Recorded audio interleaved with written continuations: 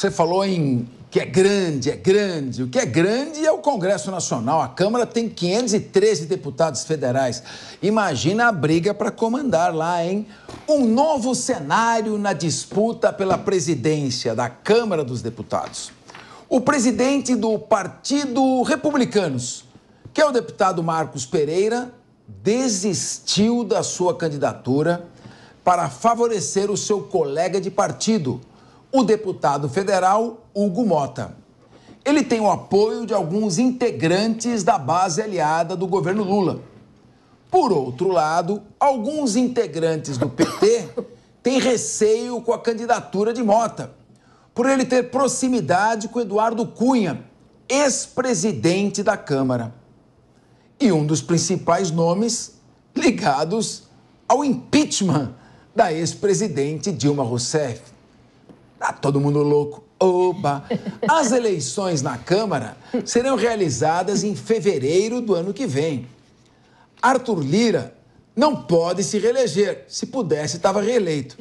E agora busca um nome para a sua sucessão. Muito bem. Em primeiro lugar, vou conversar com o Emerson Taiu. Acho que está bem dentro do que nós estamos falando, né?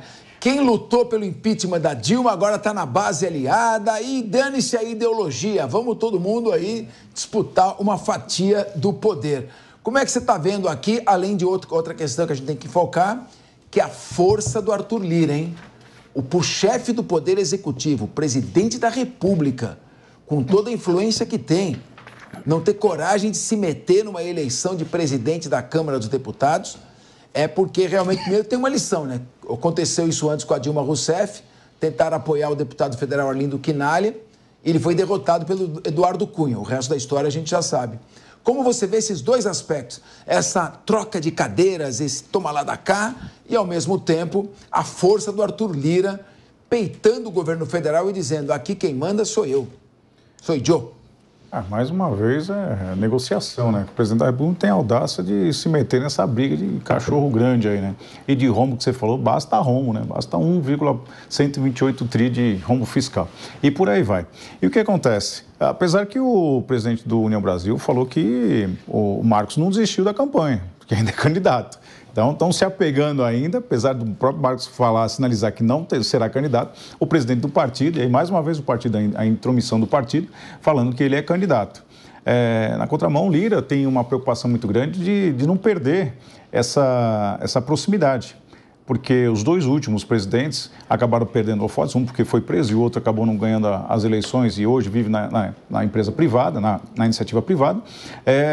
Ele não quer perder esses holofotes, né? Porque quem está na política não pode perder esse corredor, né, que jorra aí os holofotes. O gosto é doce, é a grande verdade, mas sobra o amargo para a população sempre. Esse é o grande problema. Em verdade, não se negociou nada. Quer dizer, se negociou muito, não se chegaram a uma conclusão. Será muito difícil, teremos que aguardar, porque o Lira deve fazer a sua intervenção, ele não aposta de que o seu indicado seja potencialmente um candidato que tenha condições de alavancar uma possível conquista do cargo e, contraditoriamente, ele não pode perder força. Então fica muito difícil na condição do Lira, que vai ter que se reorganizar, vai ter que se reinventar para tentar buscar um nome à altura dentro do tempo, do período aí curto, sem a intervenção do governo ou com a intervenção do governo e talvez mais emendas liberais. Professora Maria de Carli, me ajuda a entender isso. Agora, uma coisa nos ajuda muito, viu? Que é o site da Jovem Pan. Opa. www.jovempan.com.br. Conteúdos exclusivos para os nossos assinantes. Áudios históricos, como a entrada do Corinthians no dia 9 de outubro de 77 e outros também importantes, questões políticas, conteúdo, comentários absolutamente exclusivos. O Emerson Taiu não perde uma só. Foi só eu falar, ele já está colocando ali www.jovempan.com.br. Você que gosta da Jovem Pan como nós, que prestigia e acredita no nosso jornalismo, na nossa autenticidade, vá lá, entre lá, prestigie a Jovem Pan e entre no site para assinantes com conteúdos exclusivos. Conteúdos como esse daqui, nesse debate importante. Maria de Carli, a força da Câmara dos Deputados. O que significa isso? É bom para a democracia ter um legislativo forte ou, ao mesmo tempo, é bom e custa caro em emendas parlamentares? Custa bastante caro, né? Principalmente as nossas queridas emendas PIX, tão faladas aí recentemente, diante da falta de transparência e do nível altíssimo de verba alocada para esse tipo de intervenção orçamentária que a gente tem visto. De fato, ter um legislativo forte é importante por conta da balança de poderes que a gente tem no Brasil, executivo, legislativo, judiciário. É importante esses poderes estarem conectados entre si e cada um fazer frente ao outro. O pessoal do direito aqui que sabe melhor que eu, é importante demais, só que tudo tem limite, né? Hoje em dia a gente tem um legislativo quase que independente, onde a gente tem um próprio governo do executivo que se curva diante da força desse legislativo. A gente vê aí que eles têm quase que independência discricionária com a questão do orçamento.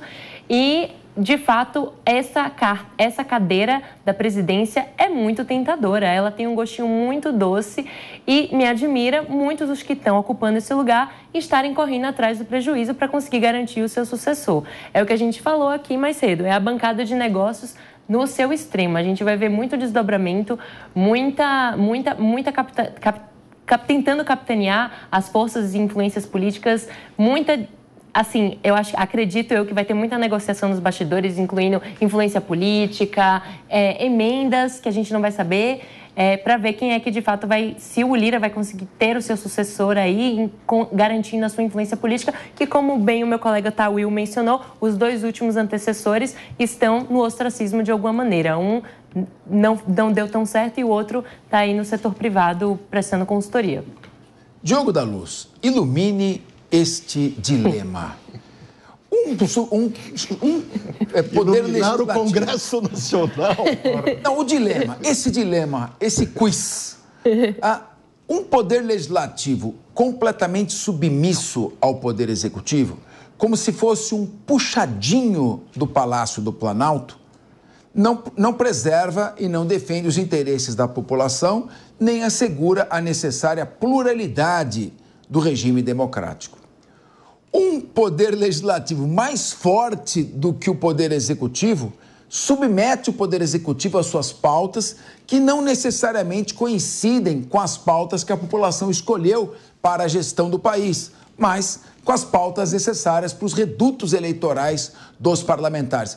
Como está tudo polarizado, se correr o bicho pega, se ficar o bicho come, o que fazer, Diogo da Luz? Ilumine esse caminho. Quem faz essa pergunta e pede isso toda hora é justamente Arthur Lira, o presidente da Câmara. Porque ele está percebendo o que outros perceberam. Não dá para fazer o sucessor. Ele não tem força para isso. A cada semana que passa, ele fica um pouquinho menos forte. Ele, todo poderoso que ainda é hoje. Mas vai chegando perto do momento de escolher o sucessor, ele já terá entregue as emendas, os projetos, as pautas todas a serem discutidas e uma nova casa vai se formar. Tudo indica que o seu sonho de fazer o Mar Nascimento está cada vez mais difícil. Porque quando o Marcos Pereira sai e dá espaço para Hugo Mota, apesar de haverem alguns petistas mais xiitas, mais ideológicos, preocupados pelo fato dele ser próximo de Eduardo Cunha, no fundo, ele transita melhor, tanto no governo quanto no médio clero do Congresso Nacional, que é onde realmente vão decidir esse assunto. Então, me parece que o Hugo Mota ganha força, prejudica a pretensão de indicar Elmar Nascimento e o que vai fazer Lira, muito provavelmente, ele fica na espera, na hora que ele perceber quem é o candidato mais viável, ele fala, esse é o meu candidato, eu apoio integralmente e quero, se possível, espaço na mesa para 1 ou 2 cargos, para que eu não suma totalmente depois de fevereiro do ano que vem. Tudo por um carguinho. Tudo por um carguinho. Eu quero ouvir você, Luiz Augusto Borges Durso. Filizola? Borges é do pai. O Borges é do seu pai. Luiz Flávio Borges Durso é do seu pai. Seu Filizola Durso. Nós estamos aqui diante de uma nova geração de grandes advogados, especialista de vários talentos, e também filho de um querido amigo e colega meu, o grande ex-presidente da OAB, Seção São Paulo, Luiz Flávio Borges Durso. Então eu perguntei se o Luiz Augusto Filizola Durso também era Luiz Augusto Filizola Borges Durso. Vai você. Tá mais difícil falar meu nome do que saber o futuro da Câmara desse país. Até porque, Capês, o único jeito de resolver isso é votar melhor.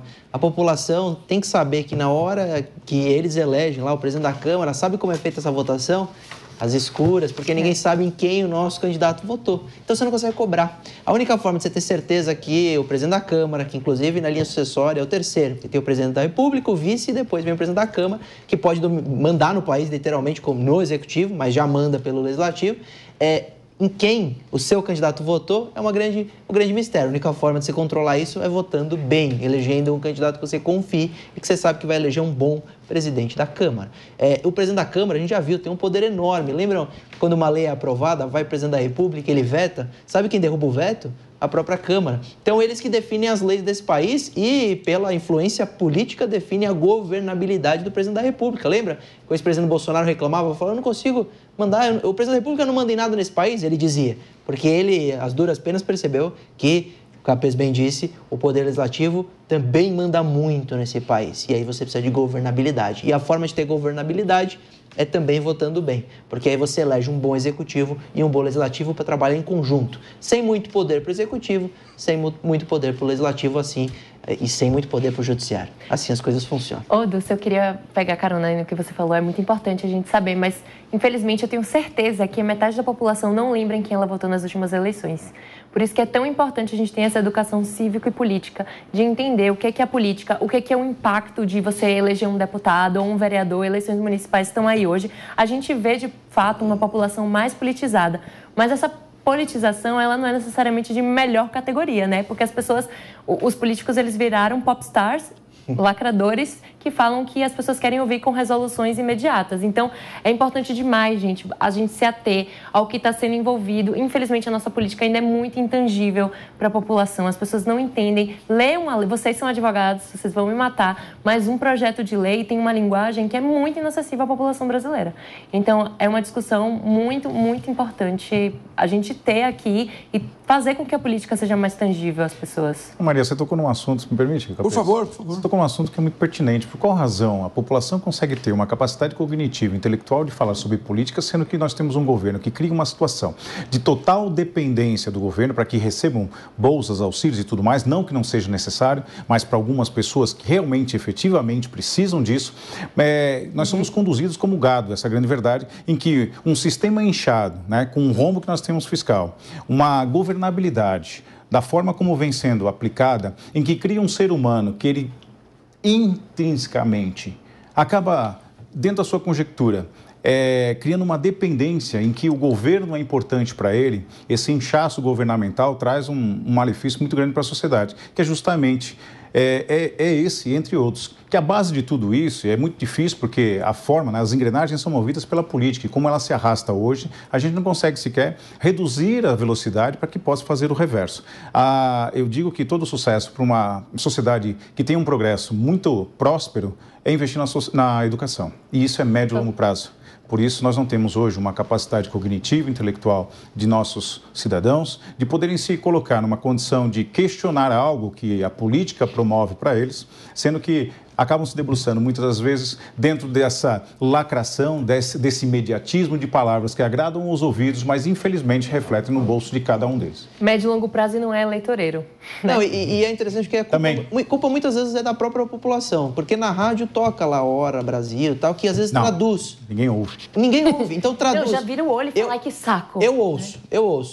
E muitas vezes eu ouço porque a forma com que a apresentadora traduz um PL ou uma lei que entrou em vigor é didático. Só que as pessoas não querem ver, não querem ouvir muitas vezes também, né? Você, Dulce, você é um cara que milita dentro da área do direito digital, né? E você sabe que essa dinâmica da informática, ela prende atenção. E, consequentemente, você deixa de ter outras coisas mais importantes, porque a sociedade hoje tem um volume de informação, assim, de uma forma muito grande, mas o filtro para a capacidade intelectual cognitiva, algo que seja de extrema importância, acaba deixando desprezado. Você fala hoje para um cidadão, ler um livro é algo como crucificá-lo, né? Então, prefere o dinamismo das telas do que buscar conhecimento. Eu, de família, não faço nenhuma vitimização aqui, mas como eu sempre falo, eu tenho muito orgulho, meu pai é portuário aposentado e minha mãe era do lar, né? A única revolta que eu tive, a única bandeira de conquista que tive para mim foi debruçar o rosto nos livros, estudar e tentar conquistar aquilo que ao longo da vida a gente conseguiu conquistar estudar e manter a nossa família. Tem que traduzir as leis no TikTok. Eu acho que deveria ser. Se o Congresso começar a fazer Reels no TikTok, explicando aquela lei, etc., de 10 segundos, 15 Você irá segundos... capitanear esse As pessoas projeto por isso- a partir de Então hoje, vamos criar uma startup. Ah, não, pra fazer. vocês vão querer que a gente tenha que ver o Congresso também no Instagram, no TikTok. Vamos botar a rede de uma vez. Pois Se olha, comunicar com eu concordo. A comunicação ela tem que ser didática. A pessoa precisa entender. Um conhecimento inacessível é como um tesouro enterrado, que ninguém pode chegar. Então tem que saber transmitir. É isso aí. Você sabe quando foi? Eu fui muitos anos professor de cursinho, né? Mais de 30 anos. E eu fazia muita musiquinha. E as pessoas às vezes encontram hoje desembargadores que tiveram aula comigo, pura questão de antiguidade, ou até ministros, e eu diz o seguinte, eu lembro até da musiquinha. No caso de conversão, da multa em detenção, pode o condenado obter sursi? Ó, falando em... Capês teve aula com... Muito bem. E qual era a Capês resposta? teve aula com Rui Barbosa. E qual era a resposta, Cabeça? Hoje já não pode mais, na época podia. Hoje já não tem mais conversão da multa em detenção, porque ela é considerada dívida de valor.